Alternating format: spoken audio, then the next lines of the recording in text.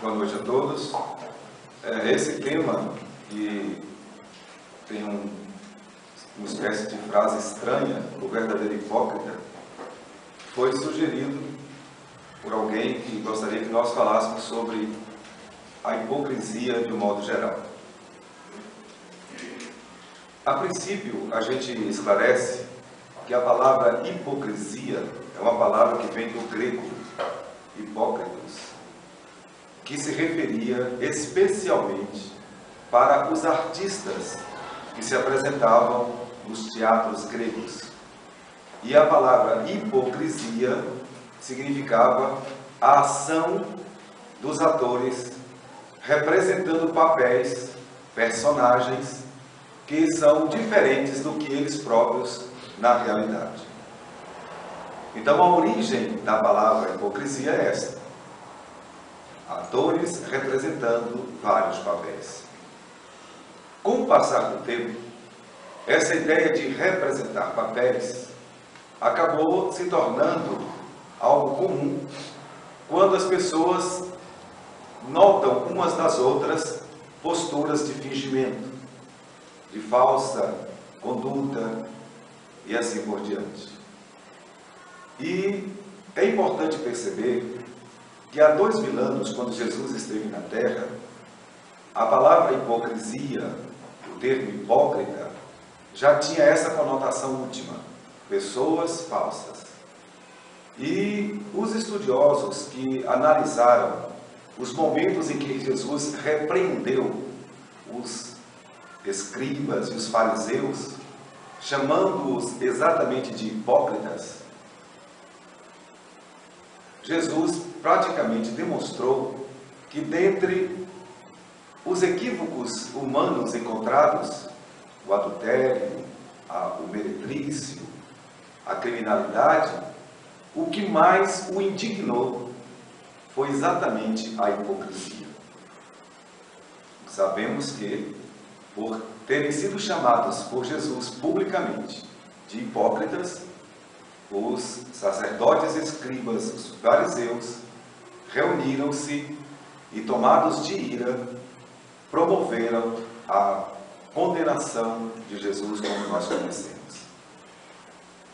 Quando se analisa a maneira como Jesus repreendia os equívocos, mas sempre colocando uma solução, sempre colocando uma reflexão que pudesse anular o equívoco, em relação à hipocrisia, é aquela cena em que parece que ele, de fato, quase que, diríamos assim, saiu do controle.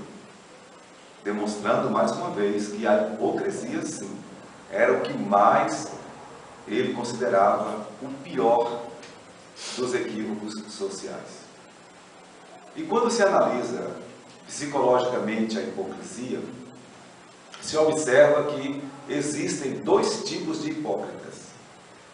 No caso, pessoas falsas, já não apenas atores gregos. Existe um tipo que é o chamado hipócrita egoísta. Aquela pessoa que, quando tem um interesse em algo, normalmente alguma coisa material, se transforma em amabilidade e doçura. As palavras ficam suaves, existe um processo de bajulação, e com isso, alcançando-se a meta, pronto.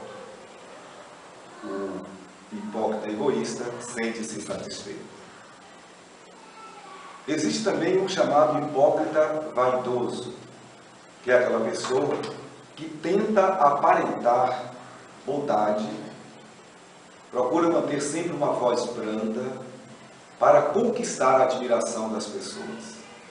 Muitas vezes até se envolvem em trabalhos beneméritos, se vinculam a instituições de caridade, para que possam ter os seus nomes associados à bondade cristã. O capítulo 11 de O Evangelho segundo o Espiritismo tem uma mensagem exatamente com o tema, com o título, A Afabilidade e a Doçura. Quem assina essa mensagem é o Espírito Lázaro.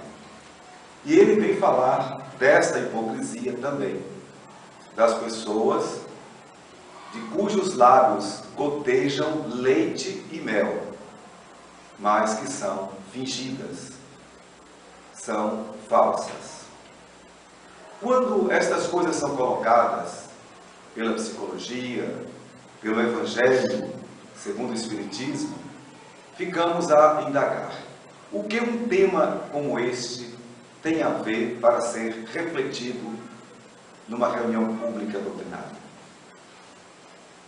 Consideramos que talvez todos nós, de uma forma ou de outra, estamos envolvidos em um ou em outro tipo de hipocrisia, se não de maneira constante, pelo menos em algum momento conveniente, esporádico, utilizamos do recurso da hipocrisia, ou de forma egoísta, quando tínhamos um interesse em algo, e ali nos desdobramos em cuidados, em mimos, em palavras afáveis, ou então para que, de fato, a vaidade exacerbada pudesse ser contemplada com opiniões de pessoas que pudessem dizer: olha que pessoa maravilhosa.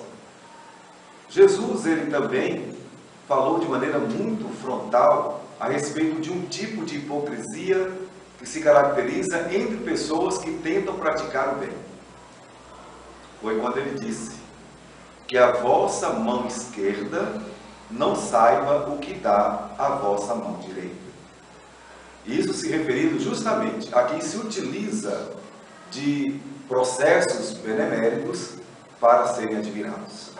De um modo geral, nós observamos em pessoas públicas que precisam da admiração, porque precisam do reconhecimento, precisam dos votos das pessoas, que muitas vezes se arvoram nesses processos hipócritas. Quando há um interesse, no caso da eleição, é um dos exemplos, a pessoa se transforma. E eu vivi um momento na última eleição aqui em nossa cidade que nos chamou muita atenção. Uma amiga nossa disse que ela viveu a seguinte situação. Um rapaz que morava vizinho à sua casa, que ela nem sabia que morava ali, quando ela ia saindo para o trabalho, ele estava sorridente na porta, atravessou a rua, lhe cumprimentou com um abraço. Ela achou estranho, porque até então ela nem sabia que aquele rapaz morava vizinho à sua casa, em frente, exatamente. À noite comentou com o marido que achou estranho aquele gesto de um rapaz que teria a abordado dessa maneira. O marido pediu que ela tivesse cuidado, atenção, poderia ser algum estranho, alguém tentando algo não muito lícito. Mas no dia seguinte, novamente a cena se repetiu. Aí ela ficou com medo. E logo em seguida ligou para o marido. Ele estava próximo, estava de folga do trabalho e veio. Quando ele chegou, ele viu o rapaz. E aí sorriu, o cumprimentou e chamou a esposa para dentro de casa e disse: ah, você não está sabendo não, meu bem? Sabendo de quê? Esse rapaz, sim, o que é que tem ele? Candidatou-se a vereador. Ela, está explicado. Esse tipo de hipocrisia, ela tanto se encaixa no hipócrita egoísta como no hipócrita vaidoso. Porque a pessoa tem um interesse imediato, no caso, em foco, ganhar uma eleição, um posto político, um cargo legislativo, municipal, mas também precisa do prestígio, do reconhecimento. Então tinha que passar uma imagem de que era uma pessoa cortês, uma pessoa amiga, que tem o cuidado de cumprimentar o vizinho. Mas o tiro saiu pela culatra, porque essa pessoa espalhou isso em seu local de trabalho, trabalha com muitas pessoas, e, de fato, aquele gesto de aparente afabilidade caiu de forma errada. Porque ela disse: eu nunca vi aquele rapaz mais vivo ou mais morto na minha frente. Eu nem sabia que era meu vizinho. Mas ele notou que eu era vizinho, tanto que ele veio me cumprimentar. E por que só agora ele veio me cumprimentar? E depois eu fui verificar, foi um dos que teve a menor votação em nossa cidade. Existe um material que está no site O Consolador, onde se faz ali uma reflexão sobre isso. Como é que nós devemos agir diante da hipocrisia? Aliás, esse é um tema muito raro. Eu, na verdade, nunca ouvi ninguém comentando sobre esse assunto, mesmo no meio espírita. Mas nós ousamos fazê-lo porque alguém sugeriu, eu disse, por que não? Mas também verificamos como deveremos fazer sempre autoavaliações, todas as vezes que nós colocarmos um tema a ser refletido, e ficamos cá com os nossos botões também pensando. A nossa maneira de ser, até que ponto somos realmente sinceros, até que ponto nós não estamos agindo por interesse, ou até por vaidade, desejando prestígios e reconhecimentos. Vivemos ultimamente em nossa região um período em que a instituição federativa propôs que as pessoas que tivessem algum destaque no trabalho, algum pioneirismo no trabalho espírita local, recebessem homenagens. Isso também trouxe reflexões. Uns concordam, acham que esse reconhecimento é importante, outros acham que não deve ser assim, que devemos apenas trabalhar pelo amor à causa, sem qualquer desinteresse, ou sem qualquer interesse, melhor dizendo. Quando Jesus fala que a vossa mão esquerda não deve saber o que faz a sua mão direita, ou o que doa a sua mão direita, ele está chamando-nos exatamente para esse ponto, de que a gente, quando for fazer bem a alguém, que a gente faça simplesmente pela vontade de ver a pessoa melhor, sem esperar nada em troca, sem esperar reconhecimento, gratidão.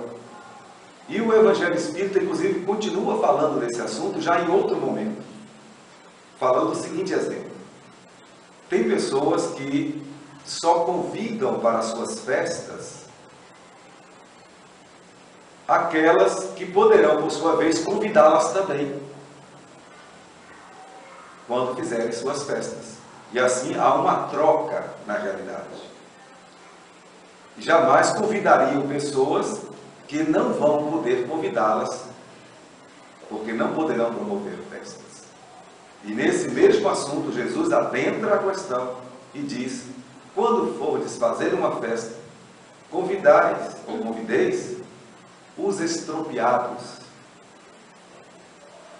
e não apenas aqueles que poderão retribuir.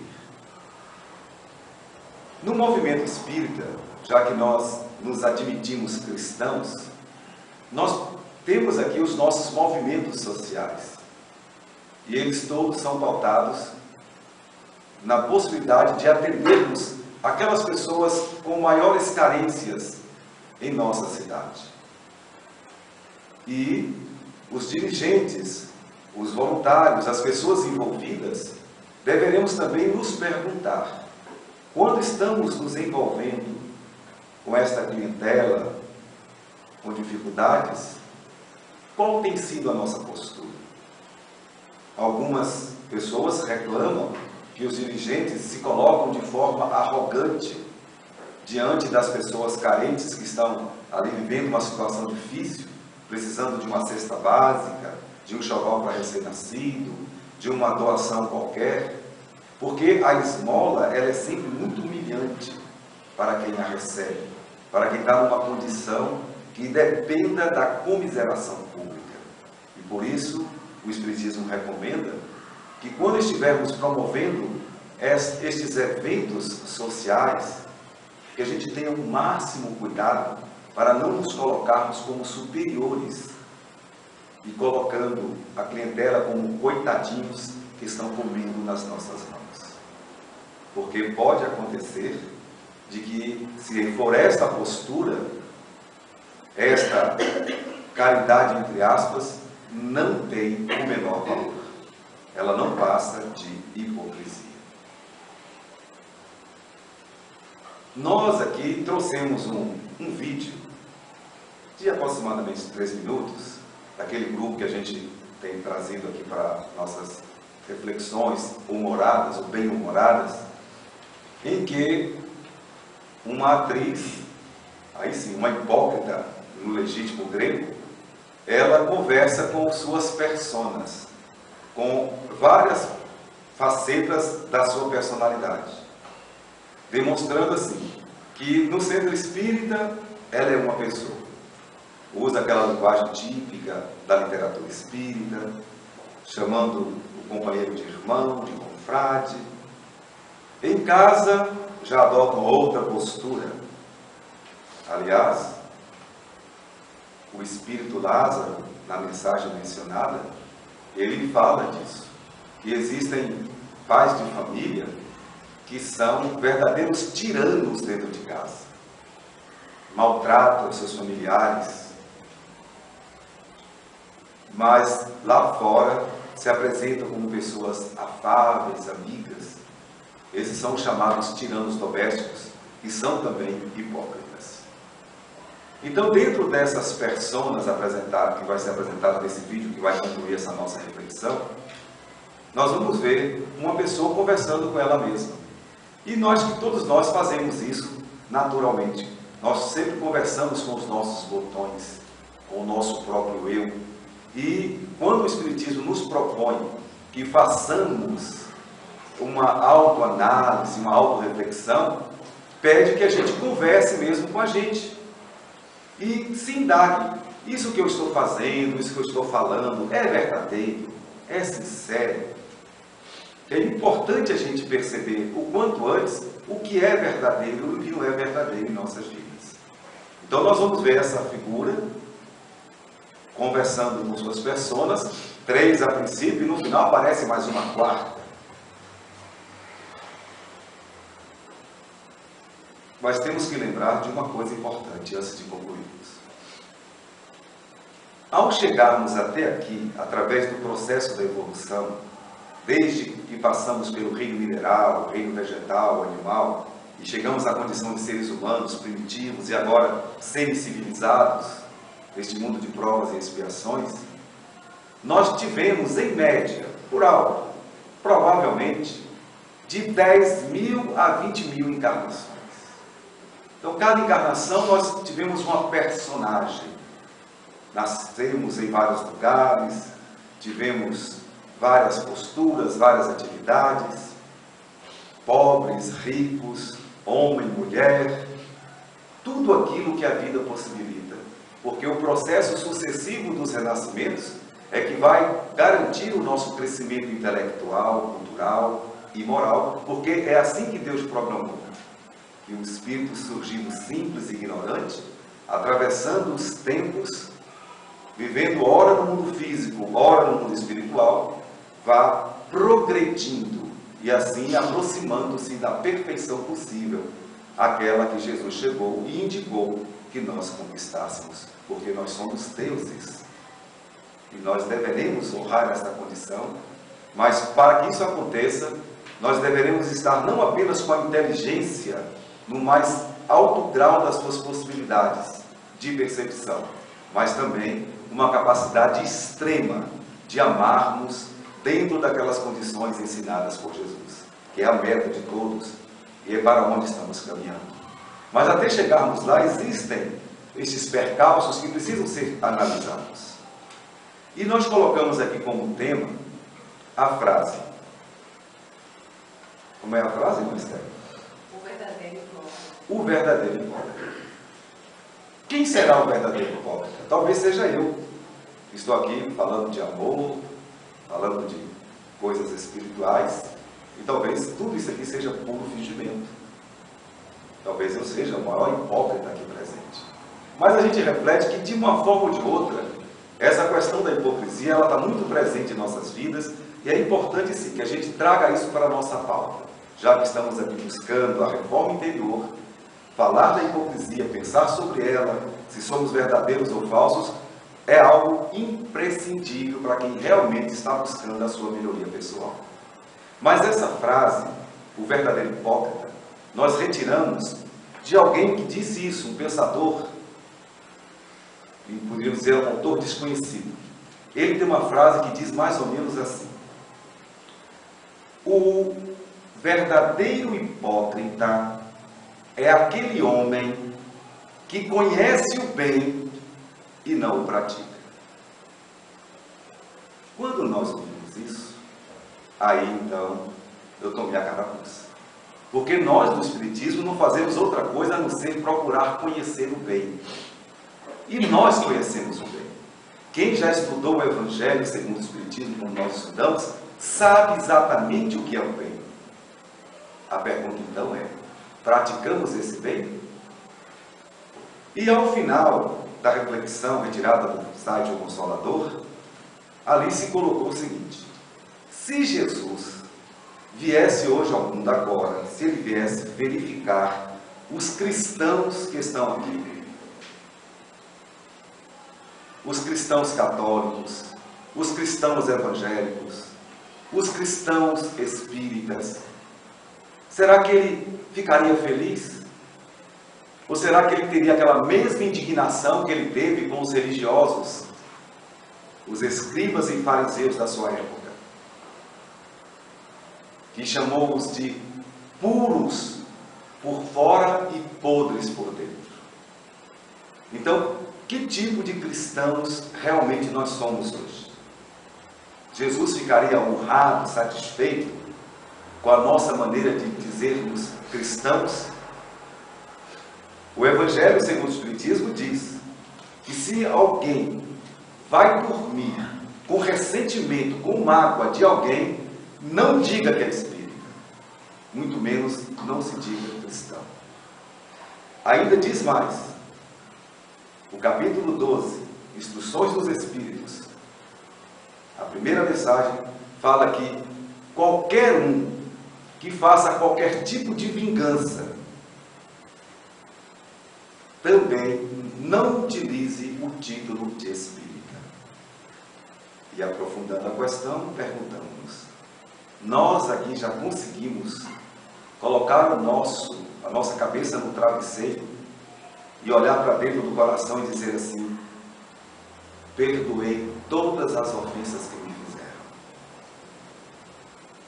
Perdoei meu pai, meu irmão, minha mãe, minha mulher, meu marido, meu vizinho. Perdoei até os políticos que desviam nossos recursos. Perdoei todo mundo. Se não perdoou, ainda não cabe o título de espírito. Se temos algum tipo de postura de puxar o tapete de alguém, de dificultar a vida de alguém, de fazer algo ou falar alguma coisa para ferir como se fosse uma desforra, uma vingança, se ainda fazemos isso repetidas vezes no capítulo citado 12, e a mensagem A Vingança, repete-se ali pelo menos 2 vezes: não se diga espírita. Esperamos que o Espiritismo consiga fazer pessoas de bem, que não só reconheçam o bem, mas que de fato se esforcem por praticá-lo. Pelo menos tenham este propósito todos os dias, de perdoar mais, de tolerar mais, de compreender mais e, sobretudo, servir mais, dar mais de si para os outros. E temos a certeza que se nós conseguirmos isso, aí, se a visita de Jesus acontecer, ele não vai ficar mais indignado como ficou no passado. Certamente ele vai ficar muito feliz e dizer: aqui estão os meus verdadeiros irmãos. Então vamos agora à apresentação final e desde já sintam-se todos devidamente abraçados e que Jesus nos abençoe a todos. Muito bem, nós temos que chegar num acordo. Tá todo mundo aqui? Tá cega? É claro que a gente tá aqui. Tá todo mundo aqui? Presente, queridas. Que a paz esteja neste ambiente. Muito bem, nós temos que resolver essa situação, tá tudo errado. Somos uma pessoa só. Ou pelo menos deveríamos ser, né? E você quer que eu faça o quê? Eu sou assim. Você é assim, eu sou assim. Você é assado. Com o valoroso auxílio dos nossos devotados amigos espirituais, haveríamos de encontrar uma solução. Amigos espirituais! Você não quer que eu fique igual essa songamonga ali, né? A paciência é um tesouro que precisa ser cultivado, irmã. E Songamonga é a sua genitora. Pateta. Quanta luz paz. Me segura que eu vou dar nela. Calma, irmã. Cala sua Tenha boca. paciência. Cala sua boca agora. Vamos Cala. fazer uma Não quero ver prece. você. Cala a boca. Espírita. Não fique nervosa. Espírita. Cuti-cuti-cuti. Espírito de porco. Quer um abraço? Chega, gente. Por favor, isso é sério. Eu preciso encontrar um equilíbrio entre as Renatas. E olha que eu nem chamei todas, hein? Ó, no dia a dia, por exemplo, eu preciso ser menos estressada. Só, gatinha, que o dia a dia é estressante, tá? Porque eu tenho que lavar, passar, cozinhar, levar a criança pra escola, cuidar de marido. Se a Madre Teresa de Calcutá daí fizesse metade do que eu faço, não ia ficar com esse sorrisinho açucarado dela que eu detesto. O sorriso é uma prece. E uma bolacha tu merece. E eu podia ser um pouco menos artificial no centro, né? Ser um pouco mais verdadeira. Como assim artificial, cara confrade? Garota, para com isso! Você nem sabe o que é confrade! Para com essa palhaçada! Parece que engoliu o Chico Xavier. Eu só procuro seguir o exemplo dos baluartes do espiritismo. Seguir o exemplo é se inspirar nas boas atitudes deles. E não você ficar imitando gestos, vocabulário, para depois, no dia a dia, ficar igual umas certas pessoas que eu conheço, entendeu? Veio uma louca, mal-humorada. Louca é a... Ah, Renatas! Nós temos que ter um equilíbrio. Ou então a gente vai parar no hospício. É isso que a gente quer? Não, irmãzinha. Óbvio que não. Então, o que eu quero tentar é ser a mesma pessoa em todos os lugares que eu for. No centro, por exemplo, eu vou tentar agir conforme o ambiente, sem exageros, sabe? Equilibrada. Agora, no dia a dia, vou tentar ser menos estressada, porque senão eu vou ficar louca. Temos um acordo? Vamos ver. Bravo, irmão, bravo! É uma valorosa decisão que reflete a busca pelo autoaperfeiçoamento. E ainda tem mais. Desculpa. Eu tô dentro. Gente, cheguei na área. Desculpa aí, eu tava trabalhando. Me conta da reunião, como é que foi, o que rolou, como é que vai ser esse negócio aí, quem vai ser quem, eu sou quem. Amigos, se inscrevam no canal, curtam os nossos vídeos, compartilhem. Que compartilha o quê? Que se inscreve o quê? Faz nada. Vai lavar uma louça desocupada, tá? Vai trabalhar, tá pensando que a vida é assim? Vamos passar uma mensagem positiva Que para as é? pessoas. Fala, bisgoia. Gente, ela é assim, mas ela é boa.